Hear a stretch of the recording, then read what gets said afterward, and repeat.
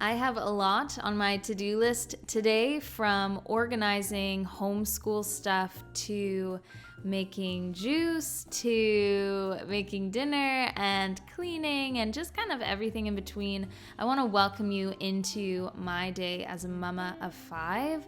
I am kind of going through our home and getting it ready for the homeschool year of 23-24.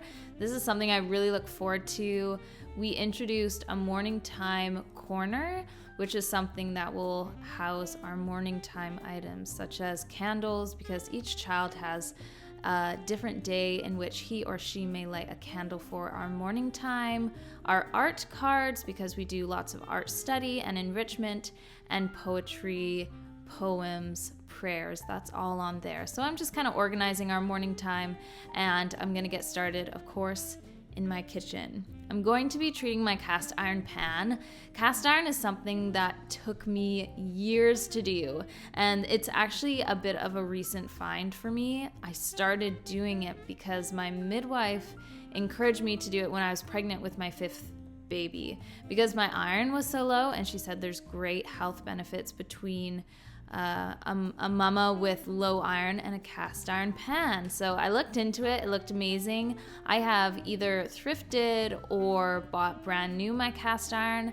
I've noticed no difference between either, but if you do want to shop my cast iron pans, they're linked in my Amazon storefront down below. I like scrubbing it really well with some salt, water, rinsing it out, adding some olive oil over a medium heat. Let it sit there for a couple minutes, and then it is fully treated and ready to go.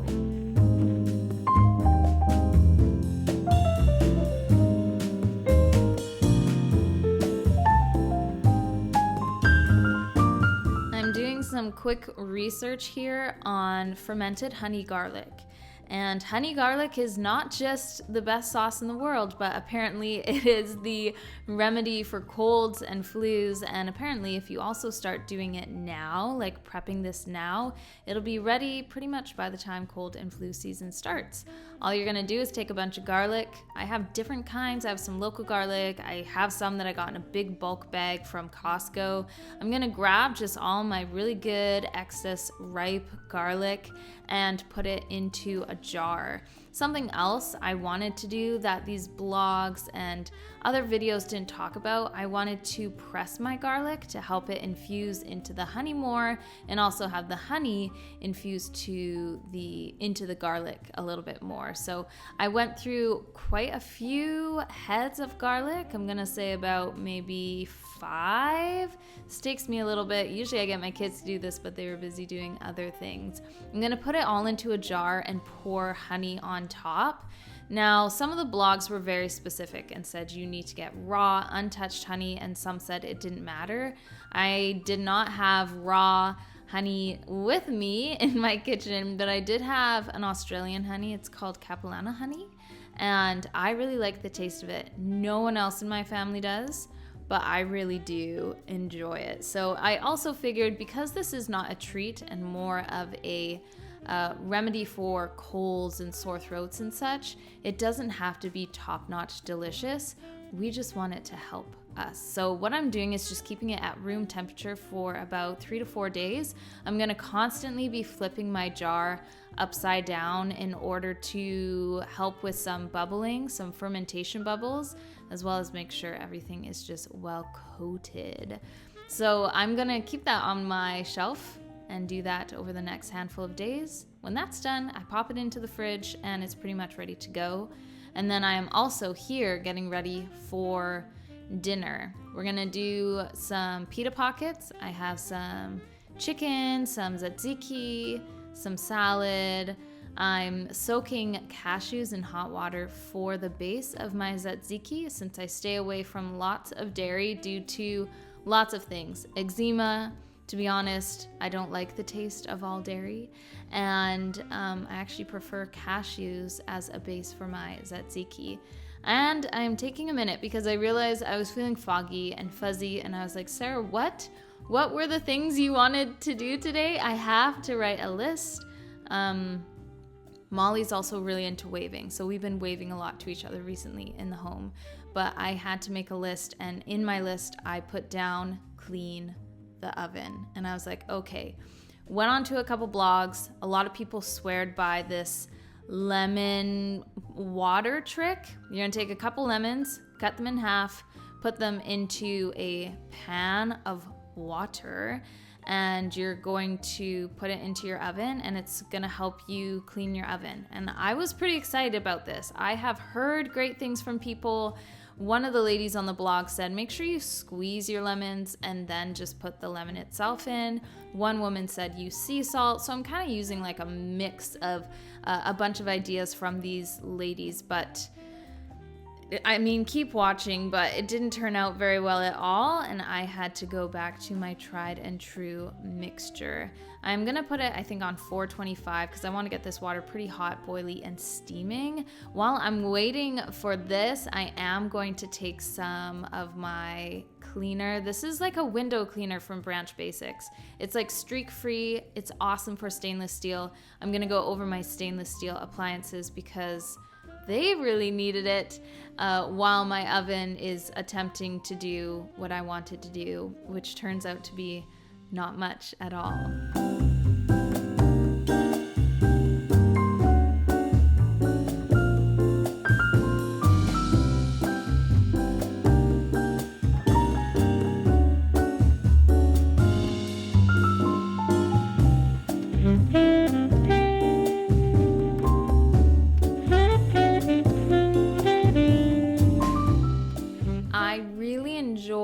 The look of stainless steel appliances, but at the same time I don't because I have 5 kids, 7 and under, and they all touch all these surfaces.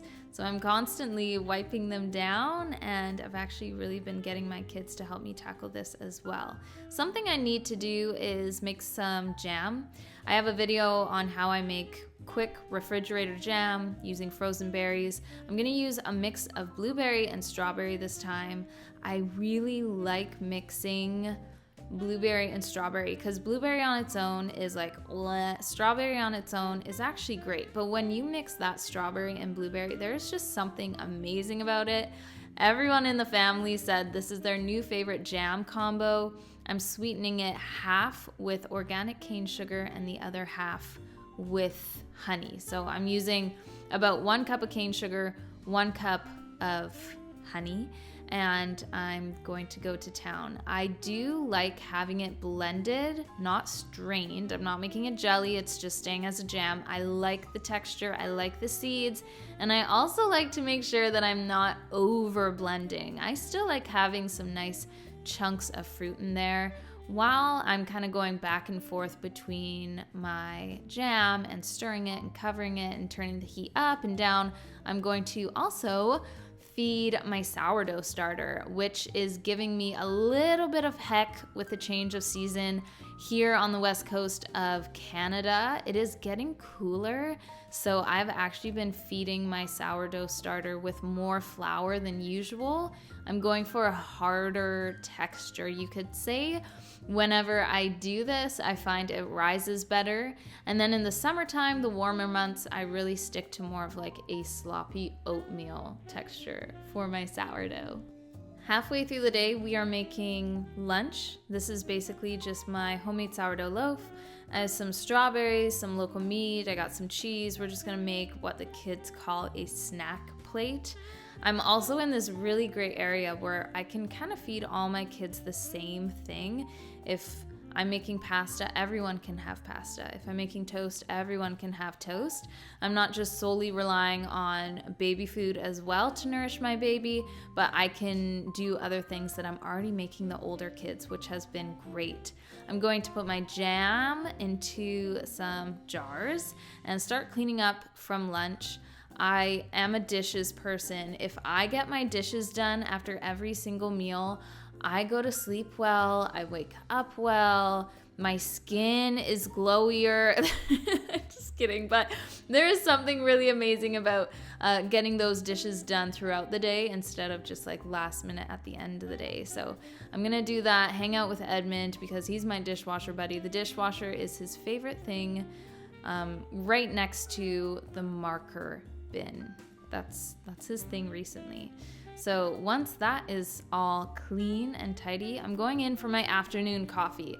I don't always do this. I do have a mocha pot in the morning that Kieran makes, which is delicious. Not mocha, M-O-C-H-A. Mocha, M-O-K-A. Don't know what I'm talking about? You can go ahead and Google it. But when I want to make myself coffee, and if you don't know me, just so you know, I can't make coffee. I'm not a good coffee maker, but my Mr. Coffee machine is great because it is a single serve drip and I can make it quickly and it froths my cashew milk for me as well. So I'm gonna sweeten it with a little bit of honey. I have a nice huge cup of coffee for my afternoon, and I'm going to start catching up on my Latin studies. So something that we do with the kids is teach them Latin. We start in grade 2 and go from there. Latin is the basis for many romantic languages, and if you can understand Latin, you can understand many more. So I also have to learn it as well. So I've been working on that. I'm coming back to my oven and I can easily say that I am not impressed. It's like sticky. It's not what I want it to be. It's not coming off easy. Some people said what they did was take the lemon water and pour it into the self-clean bin at the bottom and let it do its thing. But that didn't work either. So I want to let you guys in on something that's mildly embarrassing. So I'm doing self-clean. Like I put the lemon and the water on the bottom like my stove told me to, because he talks. Anyway, there was 3 options. I thought 2 minutes, 3 minutes, or 5 minutes. I chose 5 because I was like, this thing's dirty. It's not 5 minutes, it's 5 hours. We're like only 9 minutes in and it's locked me out. Like I can't even see what's happening. I was supposed to make dinner tonight and I had no clue. It said 5 minutes. 5. Oh no, it just said 5 hours. Oh, well. Oh, my eye eczema is gonna get bad if I start tearing up. We're probably gonna barbecue the chicken, not put it in the oven because that's off the list. 5 hours, that's like 7 o'clock.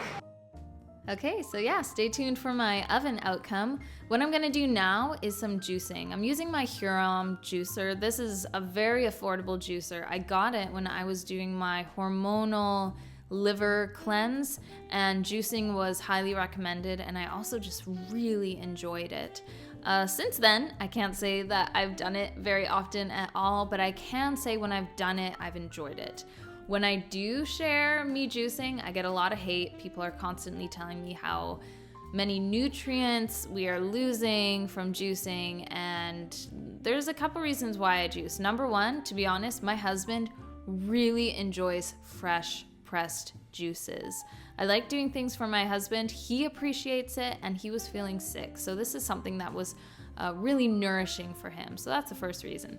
The second reason is if I got an ample amount of vegetables and fruit and I'm just going like, I can't get through this and we're on the verge of it going bad, it is a great time to juice it because I find it easier to drink a juice within a day than to eat 20 carrots, 10 apples, 5 lemons, and 2 heads of ginger. You know what I mean? It's just easier to do it in a juice. And to be honest, the last reason, I like it. I like the taste of it. I like having juice. I think it's fun, it's different, and it's enjoyable for me. So I'm going to make a little bit of a mess here, but I'm gonna strain it. The Huron juicer strains out pretty much all the pulp, but I am still a kid. I do not want pulp in any of my juice. Maybe a little bit in a grapefruit juice, and that's as far as I go. So also, I turned off the self-clean option for the main reason of putting the lemon water on the bottom of the the oven seemed like a good idea, like into that basin, like the woman on the blog suggested. But what I was noticing was lemon was starting to smell throughout the whole house in a burnt kind of way. It smelled gross, overcooked, and I thought, I cannot take 4 hours and 45 more minutes of this. So I turned it off and I was like, I'm going back to my cornerstone, which is vinegar and baking soda. This is just the ultimate. If you have a sticky mess, if you have something that is so hard to clean, if you have a stain, if you have buildup, if you have anything, baking soda and vinegar with a really good scrubber is going to be amazing. These scrubbers, these are flat pot scrubbers. I have them in my Amazon storefront, and that's where I buy them from, Amazon. There's a couple local places also that have them that I will sometimes go to if I need a scrubber right away. But these are just fantastic, and they're so nitty gritty. I'm just here focusing in on that bottom kind of basin because it smells of burnt lemon. And I'm also doing the glass. I would like to do the rest of the oven very soon, but you can see the amount of black that just comes off is crazy. But it feels so good to have this clean and to actually be able to see the stuff in my oven from the outside of the glass. I am now getting more dishes done and getting myself ready to make some dinner for the family. I really enjoy the tzatziki recipe. I grew up with Greek food. My mom made it often, even though there was no Greek in our bloodline. It was just awesome. So I really enjoyed tzatziki. I would say it's easily one of my favorite foods, but I do it with a cashew cream, which I find is so much better than the classic dairy version. And if you can't have dairy, this is not only a great option, but I would say the best option. I am also tackling a bunch of cleaning as I go along. I'm a clean as you go kind of person. I'm grating my long English cucumber onto a towel, sprinkling it with salt, also putting together a bit of a Greek salad here. And I also have some frozen chicken that I pre-marinated before I actually froze it. Still a little frozen, but I'm glad to have my oven back in which I will be able to properly make this chicken for tonight. I'm gonna put my cashew cream, dill, pepper, anything else into my bowl, add in my cucumber. I've squeezed that juice out and it is a beautiful tzatziki that we're gonna let cool and have in a little bit. I thought I would also sample some of my carrot juice. I topped it up with a little bit of an apple cider and it's delicious. I also have some pita that I'm going to make puffy. The chicken I am pulling. I really like having a pulled chicken than maybe just a cubed or sliced chicken in my pita pockets. It's just a nicer texture and it's easier to stuff. For my Greek salad dressing, I keep it simple. Olive oil, lime juice, red wine vinegar, oregano, basil, sea salt, pinch of pepper. That's it. I do like a lot of feta in it, and I have goat feta. I get these nice tubs of it from Costco. They're really affordable and they're delicious. So these are my puffy pita. They are sourdough, and I'm just getting this table ready and set to call the family in to come eat and enjoy our food. I didn't show you our food. I'm sorry. I promise it was so good. I promise. I really enjoyed your company today and for you just hang out with me kind of virtually in my video. If you like these videos, stay tuned and I'll see you later. Bye.